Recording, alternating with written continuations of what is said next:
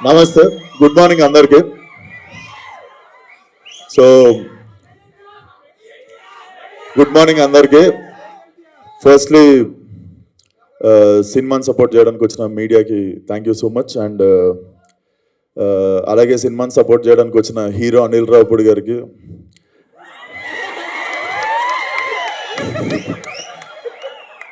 మన క్రికెటర్ తమన్ గారికి thank you so much. And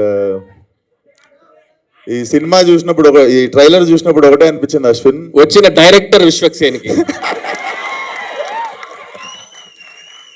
thank you అన్న, నువ్వన్నా గుర్తించినావు.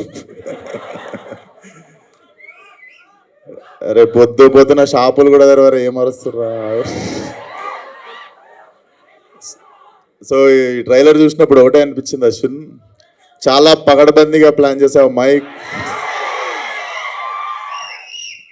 సో బేసిక్గా ఆ మ్యూజిక్ ఏంది గురు, తమనన్నా నువ్వు కూడా కొట్టినావు కదా వెనక 2-3 డప్పులు, నిజం చెప్పు. దుమ్మలు అదురుతున్నాయి, ఏమంటారు దాన్ని, కడుపులు అదురుతుండే. Definitely very impactful trailer. Ashwin, this film should ఇది ఉండిపోవాలనుకుంటున్నా నీ కెరియర్లో. లైక్ బిఫోర్ హిడింబ కాదు, శివం బజే, బిఫోర్ శివం బజే, ఆఫ్టర్ శివం బజే అవ్వాలనుకుంటున్నా నీ కెరియర్లో. అండ్ మనిషి చాలా మంచోడు, అస్సలు కల్మషం ఉండదు. జిమ్లో కలిసినప్పుడు కూడా he always rooted for me. And ఈరోజు నాకు రావడం కుదరకపోతే నేను గిల్టీ ఫీల్ అవుతుండే Ashwin. So this film should create a new mark in your career. And trailer కూడా చాలా ఇంపాక్ట్ఫుల్ అనిపించింది. అండ్ డెఫినెట్లీ అందరు చెప్పినట్టు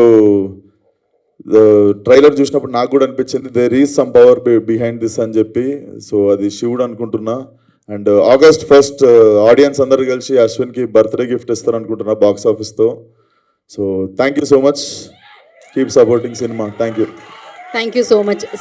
సేమ్ క్వశ్చన్ శివుడు, యా ఆయన మాట్లాడినారు, ఆయన స్పీచ్ కొంచెం హోల్డ్ చేస్తున్నారు అనమాట. యా బిఫోర్ ఆది గారు మాట్లాడే ముందు విశ్వక్సేన్ గారు మీరు చెప్పండి, శివుడి పాత్ర ఎవరికి అంటే ఆల్రెడీ బాలేబాబు గారు అని చెప్పారు. మేము మళ్ళీ ఆ ఆన్సర్ని మేము తీసుకోదలుచుకోవట్లేదు, వేరే ఆన్సర్ ఏదైనా మేము లాక్ చేసేసాం ఆ ఆన్సర్ అక్కడ. నేనే చేస్తా.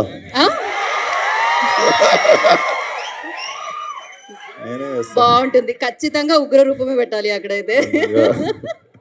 ఓకే, సో శివుడు అనగానే మీకు లైక్ ఏం గుర్తొస్తుంది అండ్ మీ లైఫ్లో జరిగిన?